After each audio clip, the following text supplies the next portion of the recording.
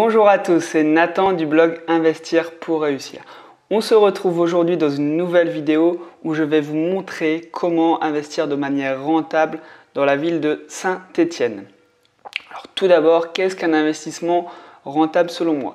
Déjà, c'est un investissement où on emprunte la totalité du projet immobilier à la banque. Donc coût d'achat, frais de notaire, frais de travaux, tout ça c'est emprunté à la banque. Vous avez donc une mensualité à rembourser tous les mois. Cette mensualité doit être entièrement payée par le ou les loyers.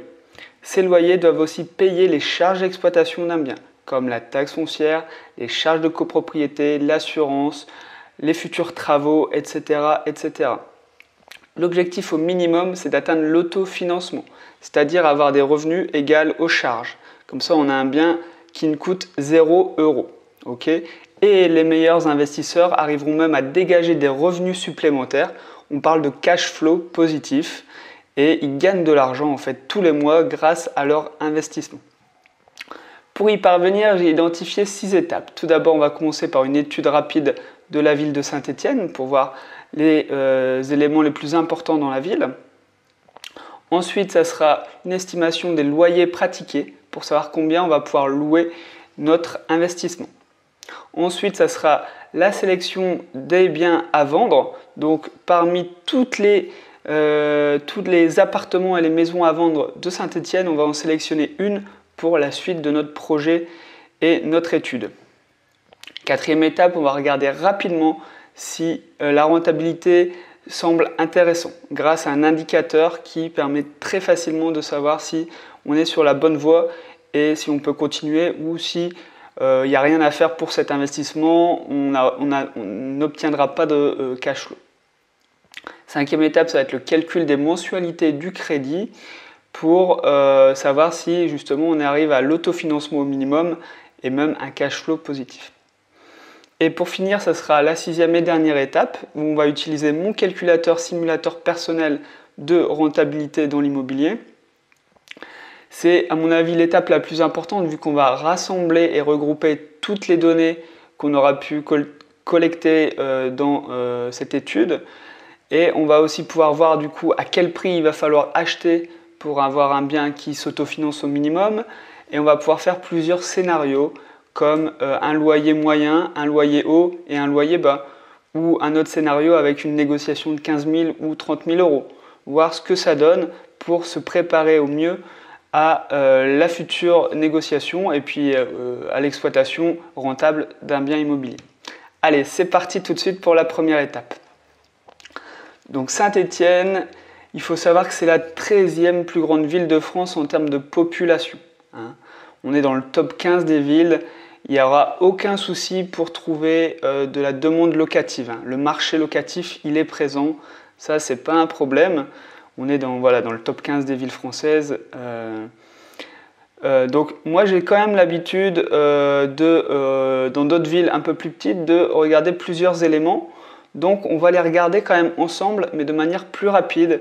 Je vais les survoler cette fois histoire que vous compreniez pourquoi je recherche et je regarde ce type d'informations. Alors d'habitude aussi je regarde le nombre d'habitants. Donc on peut regarder ensemble. J'aime bien passer par Wikipédia. Donc,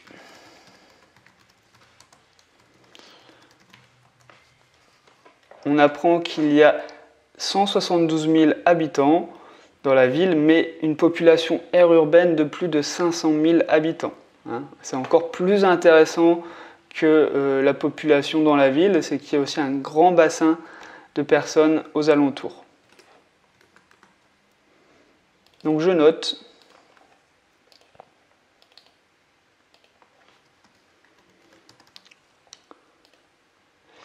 Alors j'en ai pas parlé, alors on va aussi regarder avant où se trouve la ville de Saint-Étienne pour ceux qui ne savent pas sur la carte de France.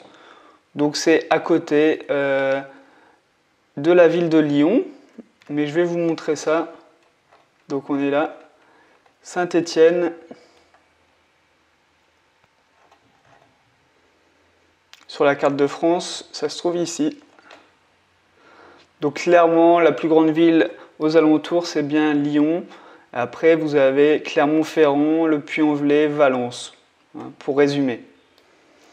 On n'est pas si loin que ça de l'Italie et de la Suisse. Bon, il faut quand même, si on y va en voiture, je pense qu'il faut au moins 3 heures. Hein. Ok. Alors, ce que je voulais dire aussi sur Saint-Étienne, c'est que moi, personnellement, j'ai pas eu l'occasion de visiter cette ville, même en tant que touriste ou en tant qu'investisseur.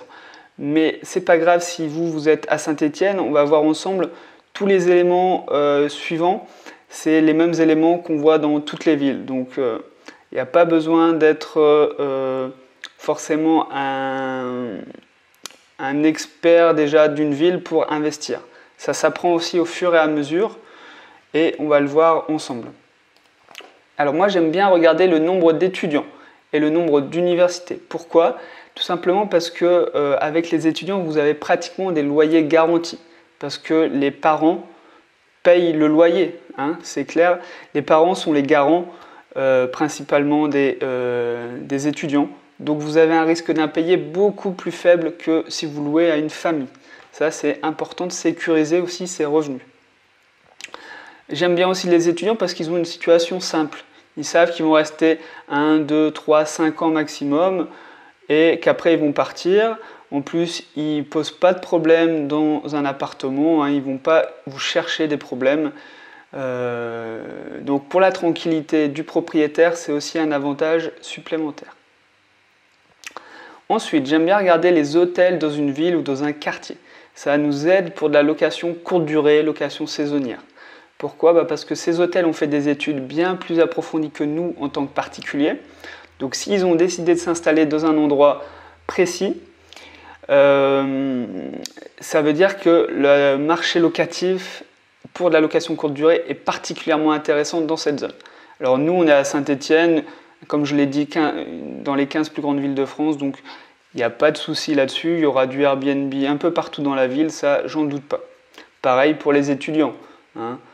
Une rapide vérification pour regarder le nombre d'étudiants, mais c'est sûr qu'il y a un marché étudiant. J'aime bien aussi regarder les hôpitaux.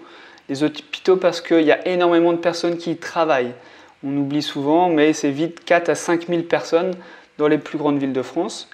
Et vous avez un deuxième type de locataire intéressant, ça va être la famille des patients hospitalisés. La famille va venir pendant 3, 4, 10 jours accompagner le patient dans ses soins et donc ils vont avoir besoin de se loger à proximité de l'hôpital en location courte durée. Donc ça aussi c'est une cible intéressante si vous visez un bien à côté d'un hôpital. Ensuite, on a les transports en commun, très important dans les plus grandes villes, parce que moi-même ayant vécu à Paris, je sais que les transports en commun, c'est 85 à 90% des voyages. Alors à Saint-Étienne, ça doit être un petit peu moins, mais si vous visez des jeunes actifs ou des étudiants, ce type de population va rechercher aussi le transport pour pouvoir voyager facilement à toute heure de la journée. Donc c'est un point quand même à prendre en considération. Mieux vaut peut-être un bien un petit peu plus loin du centre mais à côté d'une entrée de métro que plus près du centre mais sans tram ou métro. Et ensuite, le meilleur conseil que je puisse vous donner, c'est vraiment de passer du temps dans la ville. Si vous ne connaissez pas la ville de Saint-Étienne, prenez des week-ends à Saint-Étienne ou passez vos soirées à Saint-Étienne pour découvrir par vous-même les quartiers qui peuvent vous intéresser et en apprendre davantage sur ce qui se fait à Saint-Étienne. N'hésitez pas à poser des questions, faites-vous passer pour un futur locataire, ça marche très bien, et demandez comment ça se passe dans ce quartier, est-ce qu'on vit bien, est-ce qu'il y a des nuisances sonores, regardez quel type de population vit dans ces quartiers, regardez l'état des rues. Est-ce que c'est propre? Est-ce que c'est sale? Est-ce qu'il y a des maisons qui tombent en ruine? Voilà. Le but pour moi, après ça c'est personnel, c'est ne pas viser les quartiers les plus huppés d'une ville parce que les prix vont être plus élevés, mais plutôt viser des quartiers qui ne font pas parler d'eux, donc ni huppés ni des quartiers qui sont trop populaires. Et ça va vous permettre en fait d'acheter à un prix bien en dessous d'un bien dans un quartier huppé ou dans la rue commerçante de la ville. Hein. Ça, c'était une petite aparté. Allez, on va passer tout de suite à l'étape numéro 2 et l'estimation des loyers pratiqués à Saint-Étienne. Alors, clairement, pour faire ce qu'on a envie de faire, donc emprunter la totalité à la banque plus avoir du cash flow à la fin du mois, il va falloir transformer les biens immobiliers. On ne va pas pouvoir louer un T2 et le louer, on va pas pouvoir acheter un T2 et le louer en tant que T2. On n'a rien transformé du tout, donc on n'aura pas de rentabilité comme nous on espère, on n'aura pas de cash flow. Donc la transformation, ça va être par exemple de la colocation. Vous achetez une grande surface, du coup le prix au mètre carré est plus bas, et pourtant vous louez chaque chambre, ce qui vous permet d'avoir des revenus bien supérieurs à ce que vous auriez eu si vous le louiez en normal à une famille. Ça va être aussi de la division. Vous divisez un grand appartement pour en faire 2 ou 3 studios. Ça peut être aussi de l'agrandissement. Acheter un grand studio de 32-35 mètres carrés, créer une chambre et en faire un T2. Comme ça, vous le louez au prix d'un T2.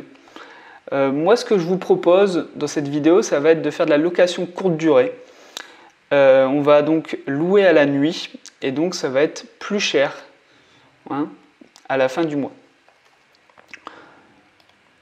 Ça, c'est un choix. On pourrait faire aussi une étude sur de la colocation, parce que dans la colocation, il y a aussi bien des actifs que des étudiants. Donc, ça aurait été possible également. Donc, je vais aller sur Airbnb et je vais regarder Saint-Étienne.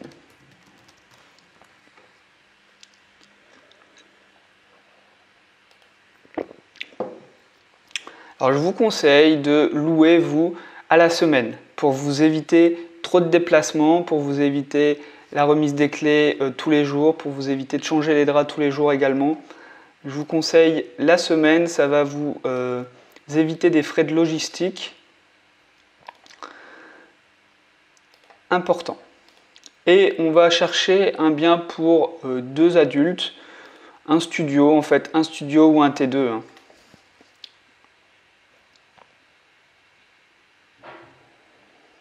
Alors, on va regarder les logements entiers. Et ensuite, on va regarder par studio.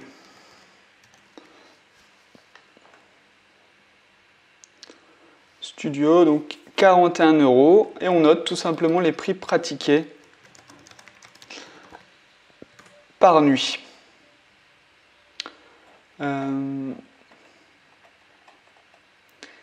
Ici, on a un autre studio, 37 € la nuit. D'accord. Ce qui est bien, c'est qu'on voit l'emplacement aussi des biens. Donc, ça peut vous donner une idée de la concurrence. 37 €, alors celui-là, il est tout au nord de la ville. J'ai pas envie de le sélectionner. J'ai quand même envie de rester proche du centre-ville, surtout pour de la location courte durée. Les gens ont envie de profiter de Saint-Étienne rapidement et pas d'être à 1 heure de route ou une demi-heure de tramway. Ici, 33 € la nuit, donc c'est pas très cher. Et je vais regarder la page numéro 2 pour avoir un petit peu plus d'offres. 35 € la nuit, d'accord. Et je vais prendre un dernier bien, 39 €, c'est un grand studio, 35 mètres carrés. Ok. On va donc faire une rapide conclusion du prix pratiqué. Donc on a des prix allant de 33 à 41 €. Donc nous, on va partir sur un prix à la nuit pas trop élevé, histoire de ne pas fausser nos calculs. Parce que si on n'arrive pas à louer au prix qu'on indique dans cette étape, ça peut être catastrophique pour notre étude et notre investissement. Donc prenez un prix à la nuit raisonnable, hein, un prix où vous êtes sûr de louer. Donc là, honnêtement, pour 37 €, je pense qu'on est sûr de louer parce qu'on va faire des travaux aussi de rénovation, on va faire un effort de déco, donc il n'y a pas de souci normalement. Ok, on va pouvoir passer à l'étape numéro 3 et la sélection d'un bien à vendre. Donc nous, on va sélectionner, on va rechercher en tout cas des biens allant de 17 à 25 mètres carrés sur Saint-Étienne. Pour ça, j'utilise le site Bien Ici.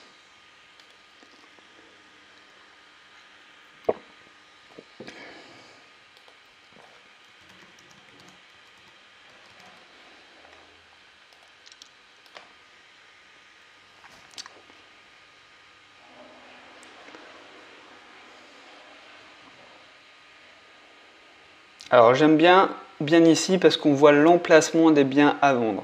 Quand même très intéressant quand on veut faire des investissements immobiliers, surtout pour la location courte durée. On va éviter de perdre du temps à contacter des biens qui sont de toute façon mal placés pour nous. Alors, et il y a un outil génial, c'est qu'on peut voir la ligne de tramway directement sur le plan, là où les lignes de tramway d'ailleurs, dans la ville. Ça c'est parfait. On va trier donc par surface, donc 17 mètres carrés à 25 mètres carrés. Que ce soit un studio ou un T2, c'est pas très grave. On va regarder ce qu'il y a. D'accord, il n'y a que 6 biens à vendre. Alors j'ai un petit problème d'affichage.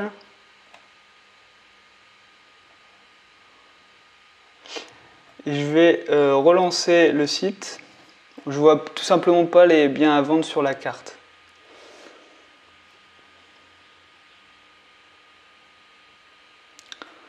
Alors, non, on a le même problème.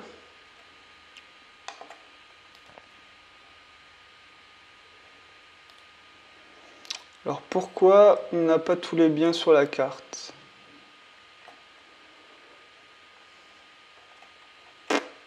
Aucune idée, un petit problème sur le site.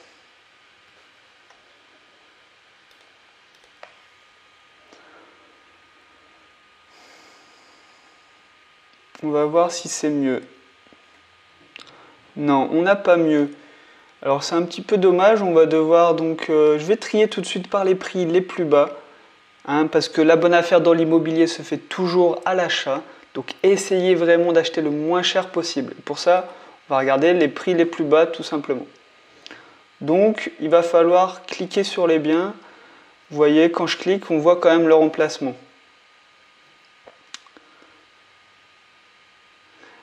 Donc là, j'en ai un à 24 000 euros. D'accord.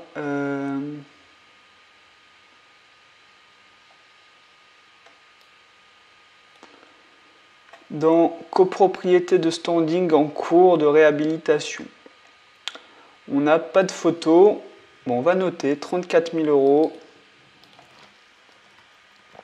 Les prix sont vraiment pas très chers. 24 mètres carrés. Ok. Est-ce qu'on a d'autres biens? Donc on a celui-ci après. Je vais afficher quand même la ligne de tramway. Ah bah on est super, on est juste à côté du tram. Donc là, on a... D'accord. Ah, là c'est le problème aussi quand on va faire de la location courte durée et qu'on recharge des studios, c'est qu'on va tomber sur des bâtiments, des chambres Nexity, appart-hôtel. Et là, le bail, c'est par exemple le cas de cette annonce, c'est un bail commercial. Donc vous le louez à une société qui va exploiter votre bien. C'est pas ce qu'on recherche parce que forcément un investissement clé en main, vous n'aurez pas la rentabilité qu'on peut souhaiter. Donc là pareil, c'est appartement résidence étudiante. Ouais.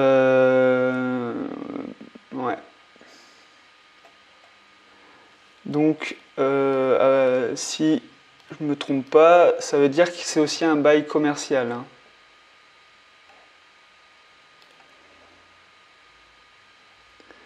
Alors, est-ce qu'on a un autre bien?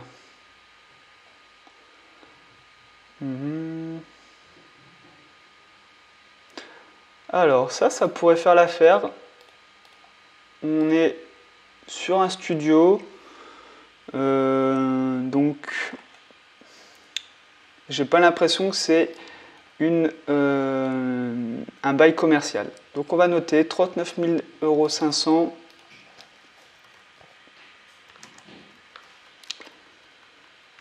19 mètres carrés, 17 mètres carrés. L'emplacement aussi est très bien. Et un dernier bien qui est beaucoup plus cher, 67 000 €. Je ne vais même pas prendre la peine de regarder, tout simplement parce qu'on a déjà deux biens bien en dessous. Donc on va sélectionner un des deux biens et ça sera celui à 34 000 €. Il est moins cher et il est plus grand. Donc il n'y a pas de raison pour ne pas le sélectionner. Ce qui pourrait faire la différence entre les deux biens, ça peut être les charges de copropriété. Si vous en avez un avec des charges beaucoup plus élevées que l'autre, peut-être choisir celui avec le moins de charges. Justement, utiliser mon calculateur permettra de savoir lequel est le meilleur. Ok.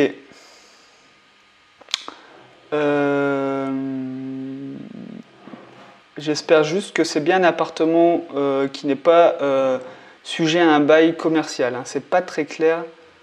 D'accord, c'est pas très clair. Et ah oui, il y a un petit problème aussi, c'est l'emplacement. L'emplacement, en fait, bien ici, ne sait pas me dire où il est. Il est dans potentiellement toute la ville de Saint-Étienne. Donc en fait, je vais peut-être partir sur celui qui est un petit peu plus cher. Ah non, lui c'est pareil aussi pour l'emplacement. Il n'y a pas l'emplacement certain. Bon, bah non, on va garder 34 000 €, celui-ci. Et on va passer du coup à l'étape numéro 4 et l'étude rapide de la rentabilité. Donc déjà, coût d'achat, on reprend les chiffres, 34 000 €, c'est vraiment un prix faible pour une ville dans le top 15 de France. C'est vraiment peu cher, c'est vraiment pas très cher. Les frais de notaire vont être aux alentours des 10% quand on parle de petites sommes. Ça aurait été des frais d'achat un coût d'achat de 200 000 €. Les frais de notaire auraient été de 7 à 8%. Mais là, pour une petite somme, ça va plutôt être aux alentours des 10%. Les coûts des travaux. Alors faites passer au moins 2 artisans pour avoir 2 devis. C'est très important de savoir où on va dans les travaux et combien ça va nous coûter.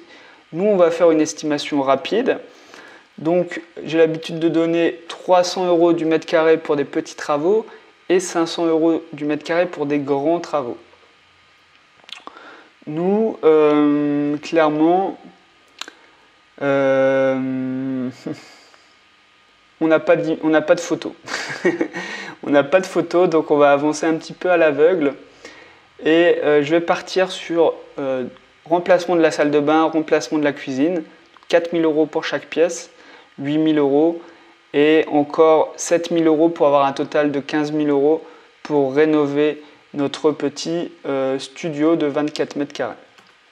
Alors je sais, c'est complètement une estimation, mais on est bien obligé pour la suite de notre étude et vous verrez que ce n'est pas perdu. Comme ça, vous aurez déjà en tête un coût des travaux, un coût total à emprunter et un cash flow potentiel avec 15 000 € de travaux. Ce n'est pas forcément un problème. On va donc noter l'ensemble du projet, combien ça nous coûterait. Donc 49 plus 3, 52 000 €. Un projet à un faible coût, idéal pour ceux qui veulent démarrer dans l'investissement, le temps de faire ses armes. On ne prend pas trop de risques avec un projet de 52 000 €. La location, nous on espérait louer déjà 37 € la nuit. 37 € la nuit. On va dire qu'il y a 30 jours dans chaque mois. Donc ça nous fait une estimation de combien d'euros par mois? Je vous le dis tout de suite, 1100 € brut. 1110 € brut. Alors bien sûr, on le verra par la suite, mais il faudra prendre en compte une vacance locative plus importante pour de la location courte durée. Votre appartement ne sera pas occupé tous les jours de l'année, mais on le verra par la suite. Donc l'estimation rapide, c'est savoir si ça respecte la règle des 1%. C'est-à-dire, est-ce qu'un mois de loyer brut correspond à au moins 1% du coût total du projet.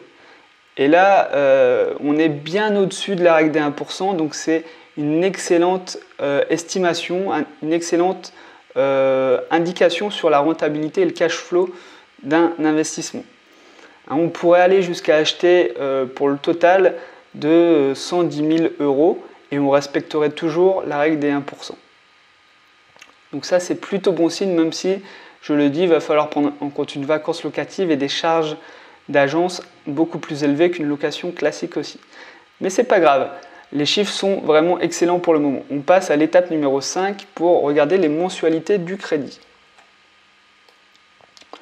Donc, on est sur un prix total d'achat de 52 000 euros. Un loyer estimé de 1 110 euros. On va faire une estimation des loyers nets. Et pour ça, on va enlever 30% pour avoir une estimation des revenus nets. Pourquoi? Parce que c'est ce que la banque va utiliser comme ratio. Quand vous allez l'avoir pour obtenir un prêt immobilier, ils vont enlever automatiquement 30% sur vos revenus bruts parce qu'ils savent que vous allez avoir des charges d'exploitation comme la taxe foncière, les charges de copropriété, la vacance locative, les frais d'agence, les futures réparations, etc., etc. Donc nous aussi, on va enlever 30% pour le moment. Alors, on va donc enlever 330 euros. Et donc, on va être à 780 euros à peu près, estimé net. On va regarder du coup combien va nous coûter notre crédit, 52 000 euros, tous les mois si on emprunte.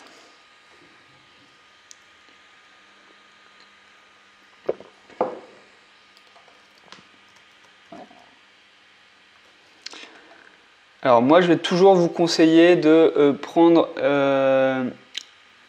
un prêt sur la durée la plus longue possible.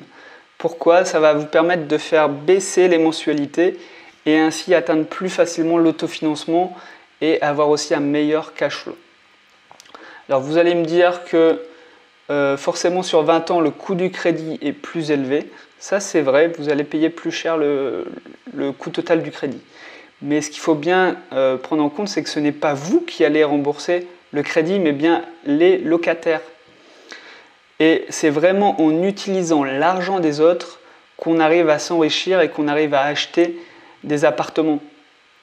Déjà, on utilise l'argent de la banque pour acheter et on utilise l'argent des loyers et des locataires pour rembourser notre crédit. C'est vraiment une des clés pour s'enrichir. Par contre, le taux d'intérêt, on va emprunter la totalité du projet. Donc il va falloir faire des compromis avec la banque. N'espérez pas avoir le meilleur taux. Là on reste sur une petite somme, 52 000 euros, donc 1,8 en taux, ça sera très bien. En termes de taux d'assurance, par contre là vous pouvez avoir mieux. Moi j'ai eu 0,07%. Au pire vous faites appel à une délégation d'assurance et vous allez voir un courtier en assurance. Il vous obtiendra un taux, à mon avis, aux alentours des 0,1%. Donc on a des mensualités de 262 euros par mois. C'est vraiment pas grand-chose. Et donc là, c'est simple, c'est regarder si les loyers estimés nets sont supérieurs aux mensualités. Avec 780 euros de cash flow, enfin 780 euros de loyer pour 262 euros de mensualité, on est largement au-dessus, on arrive à rembourser largement les mensualités du prêt, plus on a environ 500 euros dans notre poche tous les mois. Vous vous rendez compte de l'opération, c'est vraiment ce qu'on recherche quand on est un investisseur rentable, parce qu'on a un bien qui va se payer tout seul, dans lequel on a mis 0 euros d'apport. Tous les mois, on a un revenu supplémentaire de 500 euros, c'est énorme, et ça va nous permettre d'acheter un deuxième bien, un troisième, un quatrième, un cinquième bien, presque à l'infini parce que vous gagnez de l'argent tous les mois. Donc la banque n'a aucune raison de vous refuser votre crédit. Je mets un petit bémol parce qu'on a oublié quand même beaucoup de charges. Pour le moment, on a juste fait moins 30%, alors qu'en réalité, on va le voir tout de suite dans l'étape 6, on a quand même un petit peu plus de charges.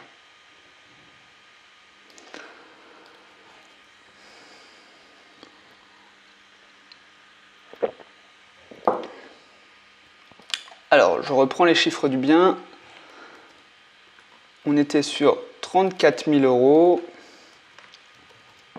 Des travaux de 15 000 €, je l'ai dit, à faire confirmer au moins par 2 artisans. Des frais de notaire calculés automatiquement dans mon fichier Excel, mais vous pouvez toujours aller sur le site desnotaires.fr, vous aurez le chiffre exact. Il y a des frais de dossier bancaire aussi à prendre en compte. Si vous n'arrivez pas à les négocier à 0 €, j'ai au moins provisionné 500 € de dépenses. Et il y a aussi la valeur du mobilier. On n'en a pas parlé, mais forcément une location courte durée, il va falloir meubler. Donc lit, matelas, cuisine, canapé, télé, électroménager et ustensiles de cuisine. Ça ne va pas vous coûter très cher, hein. Après, c'est peut-être l'occasion aussi de faire un effort sur la déco, hein. On sait que location courte durée, c'est coup de cœur. C'est sur la photo que les gens vont sélectionner votre annonce. Donc c'est pas le moment d'utiliser, de limiter votre budget. Autant mettre 1000 à 1500 € de plus en déco qui va vous permettre de louer beaucoup plus rapidement et facilement votre appartement. Ça sera rentabilisé vos 1000 ou 1500 € de déco. Donc on va dire pour 3000 €, vraiment 3000 € quand on fait une belle déco. Je pense pour 3000 €, on a un truc sympa quand même, hein. C'est un petit appartement, donc on va vite le meubler. C'est aussi l'avantage des petites surfaces. Au niveau du financement, on met 0 € en apport, hein, on emprunte la totalité et on garde les mêmes chiffres qu'à l'étape précédente. Ça ne change pas. Alors, niveau fiscalité, il faut que je rappelle un petit peu comment fonctionne la fiscalité dans l'immobilier. Si vous louez en location nue, il faut savoir que chaque euro touché dans l'immobilier va être taxé par rapport à votre tranche marginale d'imposition. Cette tranche marginale d'imposition, elle est définie par vos revenus de salarié. Plus vous gagnez d'argent, plus vous montez de tranche. Les plus connus sont 14 et 30%. Ok. Donc, après, il y a plusieurs régimes de déclaration. Il y a le régime réel et le régime micro-foncier. Si vous prenez le régime micro-foncier, c'est un abattement de 30% sur vos revenus imposables. Donc, imaginons que vous gagnez 1000 €. Vous prenez le régime micro-foncier, vous serez imposé que sur 700 €. Alors après, ces 700 € du coup seront taxés à votre TMI, plus il faut rajouter la CSG de 17,2%. Donc si vous êtes à une TMI de 30%, comme dans l'exemple, vous allez payer en fait 47,2% d'impôt sur les 700 € qui vous restent à imposer. Vous comprenez bien que c'est énorme, hein. Ça impacte énormément la rentabilité et le cash flow d'un bien. Heureusement, en faisant de la location aussi courte durée, Airbnb, vous allez pouvoir bénéficier du régime LMNP ou du régime LMP. C'est des régimes pour de la location meublée. Et grâce à la location meublée, on peut faire plusieurs choses qu'on ne peut pas faire en location nue. Par exemple, on peut amortir le prix du bien sur 30 ans. On peut aussi amortir la valeur des travaux, ça c'est pareil en location nue. Mais on peut amortir la valeur des frais de notaire et amortir le mobilier sur 6 ans. Le coût du mobilier et aussi les frais de dossier bancaire. Ce qui veut dire en fait que vous allez vous créer du déficit, voilà, et vous allez avoir vos revenus de l'autre côté. Et année après année, vous allez manger votre déficit. Quand vous aurez mangé tout votre déficit, vous allez payer des impôts, ça sera normal. Mais avant de payer vos premiers impôts, je pense que vous allez être tranquille pendant 4-5 ans sur ce type de location parce que vous allez avoir plus de déficit que de revenus. Donc vraiment, c'est ce que je conseille à tout débutant dans l'investissement immobilier. Renseignez-vous sur de la location meublée, le régime de location meublée et les avantages. C'est bien plus avantageux de faire du meublé que de la location nue. Après, pour les investisseurs un petit peu plus confirmés, on ira vers des sociétés. Les plus connues sont SCI, mais renseignez-vous SCI à l'IS. Et après, ça va dans des montages de holding. Vous avez peut-être entendu ces termes. Ça, c'est vraiment pour ceux qui commencent à avoir une dizaine de biens. Voilà. Je ne vais pas en parler plus, ça dépend aussi de chaque situation. Je vais passer aux recettes locatives. Alors, on espérait 1110 € de recettes locatives. Il faut prendre en compte la vacance aussi. Moi, j'estime qu'on va louer 21, 22, 23 jours peut-être sur un mois. Hein, on le voit par exemple dans cette période, je tourne cette vidéo là en début mai, on est en pleine période de confinement. Je peux vous dire pour de la location courte durée, c'est catastrophique. Donc il faut toujours prendre une marge de sécurité et la vacance locative en fait partie. Donc si je loue 21 jours sur 30 dans chaque mois, ça me fait une vacance locative à peu près de 23%. Donc, dans mon calculateur, automatiquement, ça ajuste les recettes et ça enlève 23% du loyer. Alors, après, on a d'autres charges. Si vous faites appel à une agence pour gérer votre bien, ce que je vous conseille quand même, parce que la location courte durée, c'est beaucoup plus de temps et de travail, hein. Beaucoup plus de tâches répétitives. On va faire appel à une conciergerie. La conciergerie, elle prend en général 15% des revenus bruts. Vous pouvez vous renseigner sur les conciergeries à Saint-Étienne. Regardez leurs tarifs. C'est toujours très intéressant.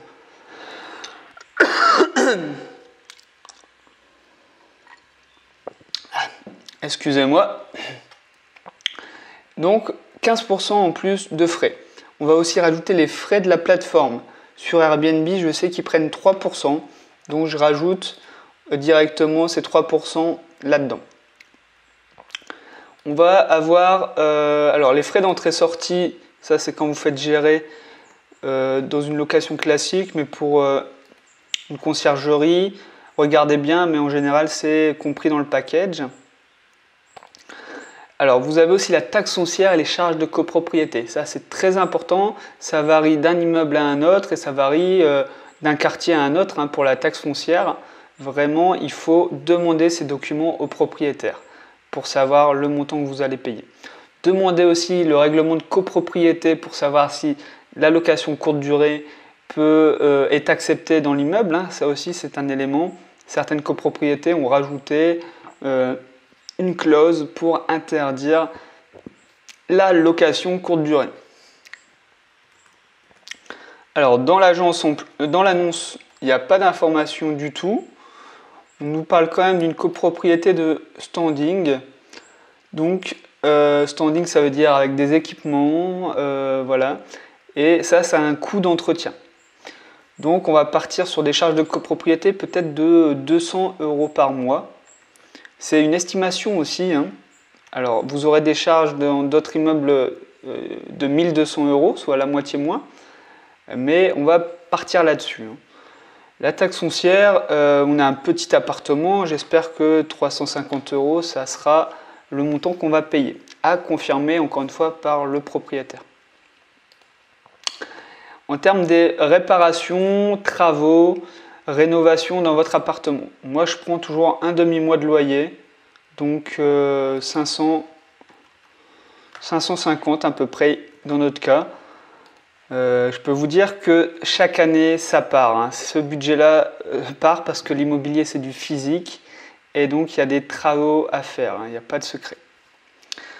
En termes d'assurance, là par contre, pour 100 €, je pense que vous pourrez trouver une assurance à 100 €.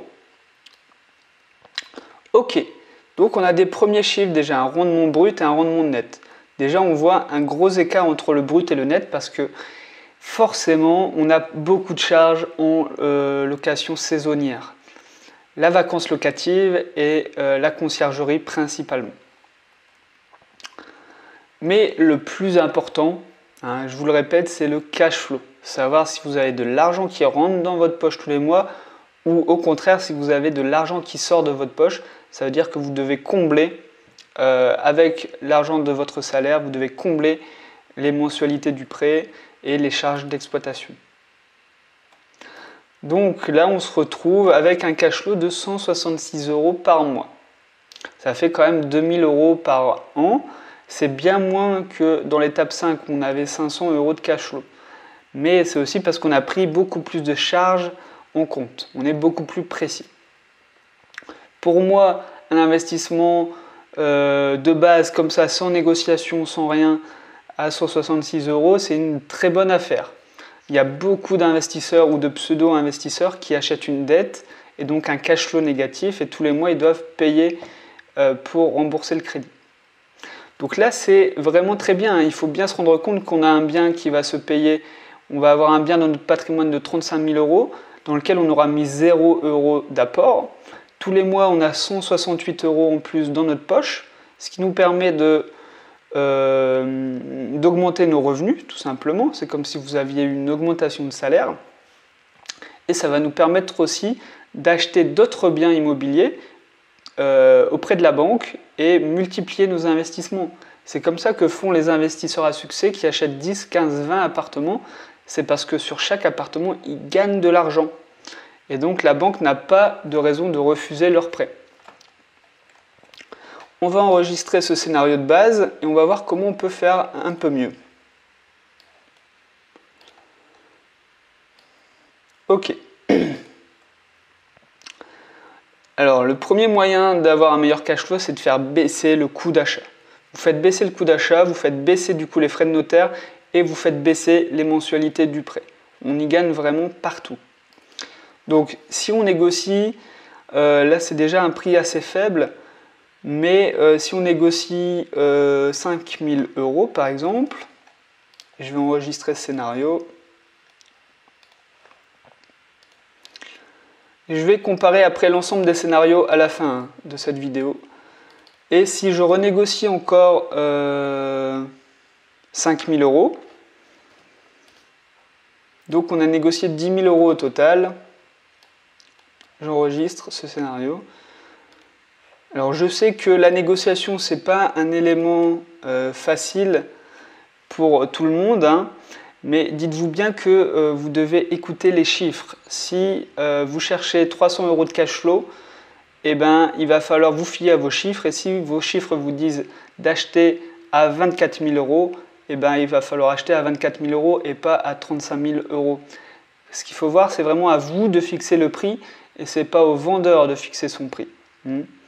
Vous pouvez faire une quinzaine de négociations, elles peuvent être toutes refusées, c'est possible, hein, sauf qu'au bout d'un moment, la 16e peut-être acceptera votre offre et vous aurez votre investissement rentable. Il ne suffit pas forcément de 15 investissements pour être...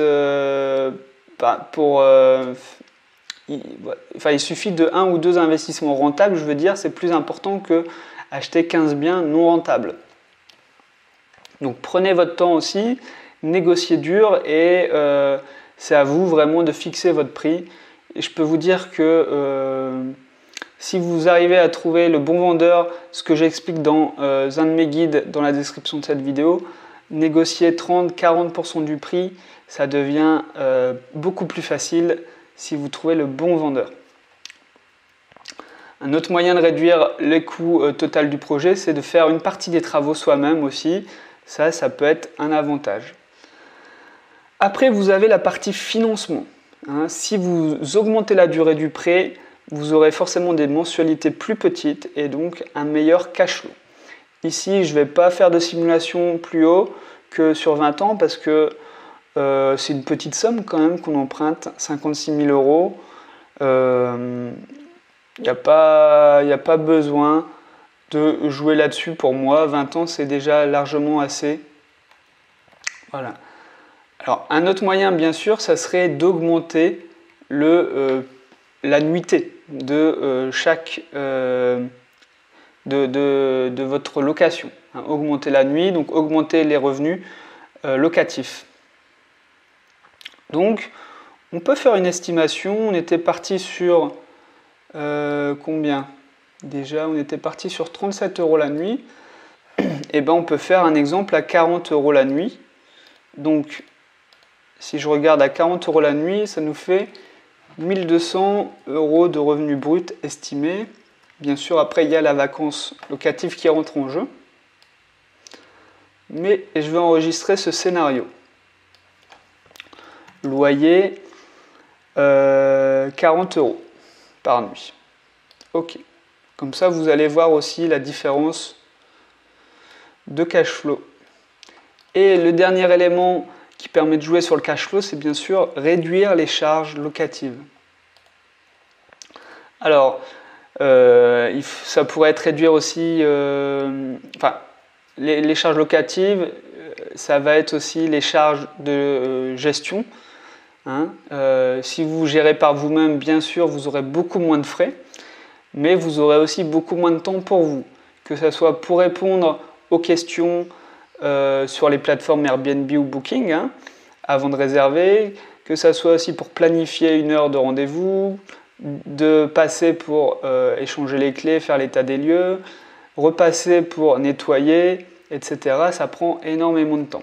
Donc, c'est bien à prendre en compte. Donc, je vous conseille quand même de faire une étude avec la conciergerie, même si au début vous vous en occupez par vous-même. Peut-être que dans 5 ans, vous en aurez marre et que vous aurez envie de déléguer. Au moins, vous l'aurez prévu tout de suite dans vos calculs. Donc là, je ne vais pas toucher aux frais d'agence, je vais plutôt toucher aux charges de copropriété. Pour vous montrer un petit peu l'importance, imaginons qu'on trouve un autre bien au prix identique, mais avec des frais moindres pour les charges de copropriété. Regardons ce que ça va donner. Donc j'enregistre.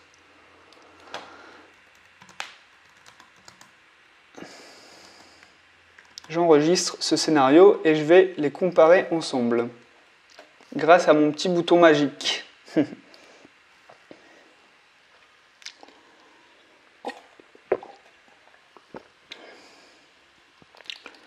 Donc, qu'est-ce qu'on a?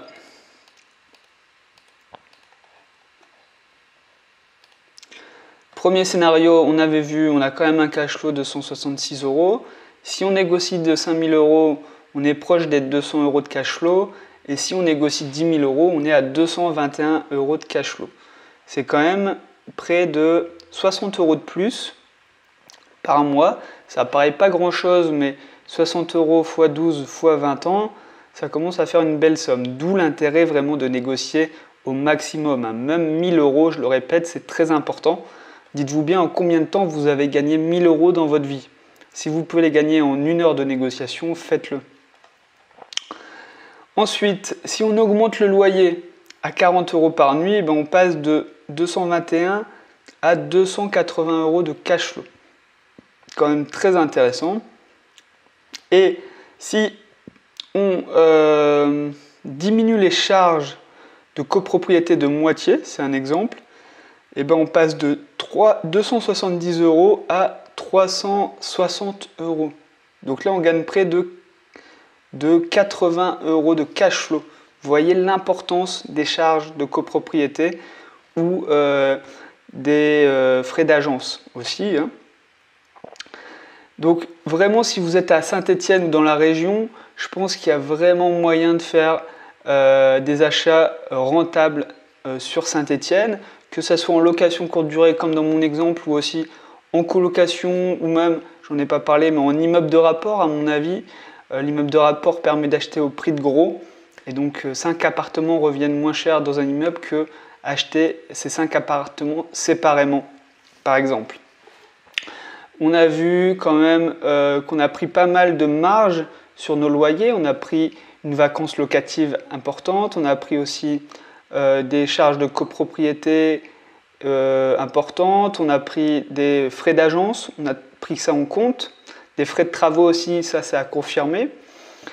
Vérifier l'emplacement pour ce bien parce qu'on n'avait pas eu l'emplacement exact, mais s'il est proche du tramway ou vraiment ou dans le centre-ville, ça serait parfait. Si vous voulez télécharger mon fichier Excel pour faire vos calculs à vous de rentabilité, vous pouvez le faire, c'est dans la description de cette vidéo.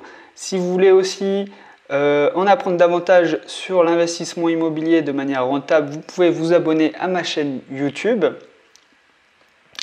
Et ben moi, je vais vous souhaiter de très bons investissements à Saint-Étienne, mais aussi partout ailleurs. Et je vous dis à la prochaine!